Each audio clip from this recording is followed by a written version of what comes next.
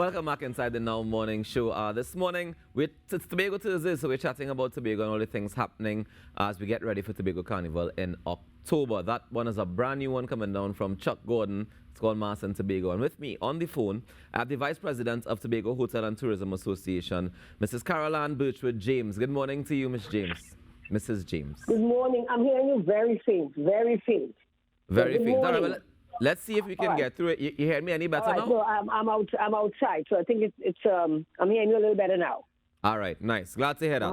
All right, so as we get ready for Tobago Carnival, tell me about the hotels when it comes to the occupancy outlook. How are occupancy levels looking so far? Well, it's about 60%. Our last poll is about 60%. We did have a poll about last week, but we have not been able to disaggregate the figures yet to find out any increase or anything like that, but it's on 60%. I want to say this to you, that our occupancy is going to depend a lot on our transportation between the islands. Okay. Once it's good, I see that the Sea Bridge, they have already put out their schedule for October. Once we have a reliable and enough transport between the islands, air and sea, we are going to have good occupancy. That's the only thing that's keeping us back. But at this stage, we are at 60% and climbing, and some people have 100% already. My place, we have 100% already. Okay, nice. But have you guys been in contact with Caribbean Airlines, with the ferries, to understand exactly what's going to happen in terms of transport at that period? We have had some informal talks, and I know that Tobago House of Assembly, they have been talking to them. But you see, what happened is that we used to have something called a standing committee. And at that standing committee, the port and airport customs, everybody used to come together, and we have a meeting once a month or once every 2 months concerning tourism on the island. So we have advocated for that. They're going to bring it back, and that's how we're going to have better face-to-face communication with the air bridge, with Caribbean Airlines, as well as the Port Authority of Trinidad and Tobago. But we do have some communication, but most of it is through the Tobago House of Assembly. All right, and we're saying that our communication is in a positive way, that we can see productive things happening and hopefully an increase in the transport schedule. Yes. You see, because as I said again, our tourism, a lot of our tourism depends on our local tourists at this point in time. So we need to get that. And not only that, we even have foreigners who come to Trinidad and they have to come to Tobago. And plenty of people, it's a problem to get that booking between Trinidad and Tobago. It's a problem. You see, so we are hoping that we can iron out some of those problems, but the demand in many times, busy times like this, exceed the supply. Okay, I completely hear you. And any special accommodation packages being offered for the carnival period, or anything that you've seen that stands out and says, you know, we're capitalizing on the fact that we're putting carnival in October? Yeah, well, some of the hotels, they do have specials. Some of the hotels do have specials, 5-night packages, 3-night packages, that kind of a thing. We don't have data on our villas, you know, but I have seen that in the last few months, and even currently now, a lot of the villas have reduced their figures. Some of the villas hold 6, some of them hold 8, and you can get a villa for 1,000 something a night, going right up to 2,000. It depends on the exquisiteness of the villa. But you are having packages, and I hope that people are taking advantage of them now. But we're all excited in Tobago, all excited about this October Carnival. Yeah, and I know coming out of the pandemic, especially, that the Hotel and Tourism Association will be looking forward to, you know, an increase in the tourist activity, especially on the island during this time. I know that some of the activities actually start from as early as this weekend. Do we have expectations in terms of people coming and going from as early as this weekend? Well, yes, because you have this. The launch of the carnival is this weekend. I think it's Saturday. The Tobago Jam. Yeah. And people are looking forward to that. And, of course, we have quite a few artists coming from Trinidad. We have a big contingent from Tobago, but we have also a big contingent from Trinidad, from what I have seen up to now. So the exodus has started. The carnival has started, and everybody wants to be there, and we are just so excited. Everybody's excited. Everybody, people on the ground, hoteliers, caterers, everybody, workers, and just ordinary citizens, they're all excited about this Tobago Carnival. Do we have any other concerns other than the transport, the air bridge and the sea bridge? Any other concerns like maybe COVID-19 protocols or anything like that that is of concern to the hotel industry at this time? Well, we are always concerned about health.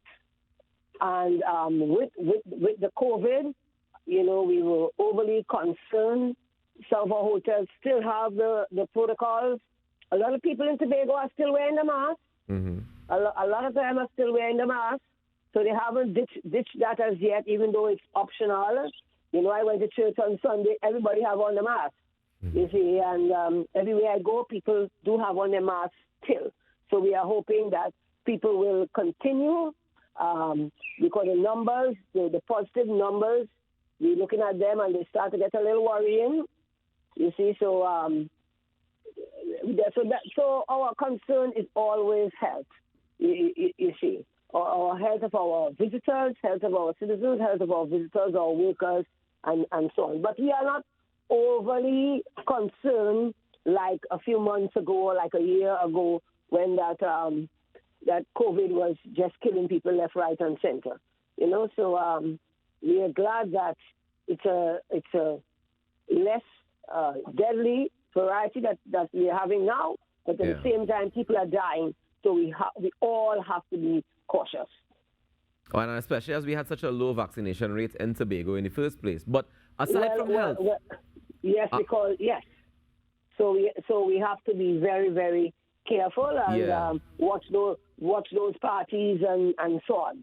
And there are plenty of them coming up from now right on to October, because after the launch tomorrow, Saturday, there are parties right through to the beginning of the carnival. And I listened to the assistant secretary last night, and she said that there are activities right through for October, from the beginning of October. So, nice. Yeah. I imagine the excitement is in the air, but what assurances can you give in terms of, I know you said you're always concerned about health, but what about security? For tourists coming to the island or even Trinis coming across, or Tobagonians themselves, what sort of security is there going to be in place, if any, to ramp up during the carnival period? Well, we leave that to the police. We do have a protection committee, and we liaise with the police very often. And in Tobago, the police, they are very proactive, and they understand that we need to keep the island very safe. And I'm sure they will do their job. But we always have conversations with them, the Tobago House of Assembly, and so on. They're very conscious to keep this island a safe island. So we hope for the best.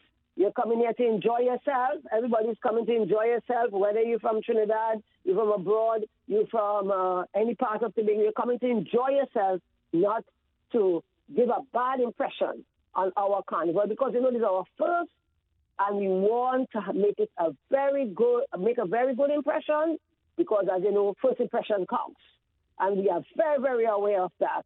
It's going down into this carnival here. Do you know if the hotels have any plans to incorporate some of the other forms of tourism as outside of the actual carnival activities? So, the waterfall visits and the hikes and the nature stuff. Do we know if you have any plans to incorporate those things at that point in time, or is everything going to be centrally focused on the carnival itself? Well, once you have tourism, you are going to always have people on the off days going to do tours and so on. Buku Reef is always a big excursion.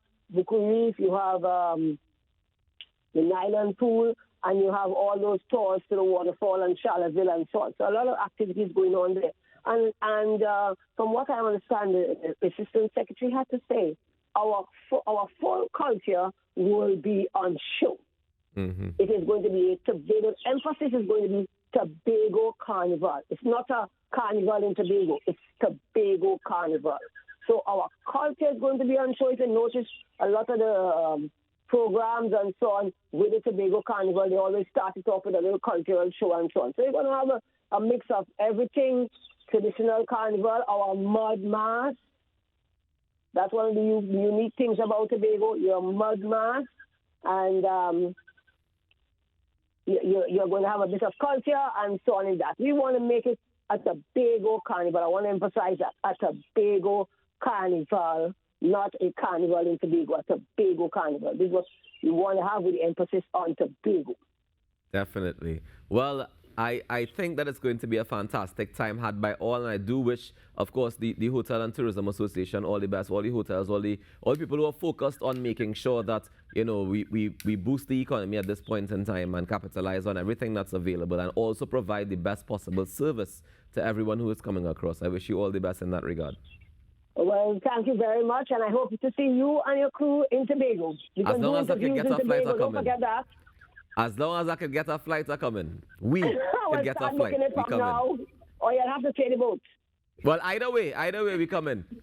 Yes, and you can book interviews and we can do, you know, kind of interesting things when you all come. You know, I feel I might have to give you a call after the show, Mrs. Birchwood-James. We'll talk. Yes. All Thank right, you so much for joining us this morning. And thank you for having me. No Take problem. care. Enjoy your day. Take care. Bye. That is Caroline Birchwood-James, the Vice President of the Tobago Hotel and Tourism Association, just sharing with us some of her concerns as we get ready for Tobago Carnival happening in October. Kicking off this weekend. Later on in the show, we're going to be talking about the Tobago Jam, actually. So I encourage you to stick around because we have a lot more in store for you. Stay tuned. It's in our morning show.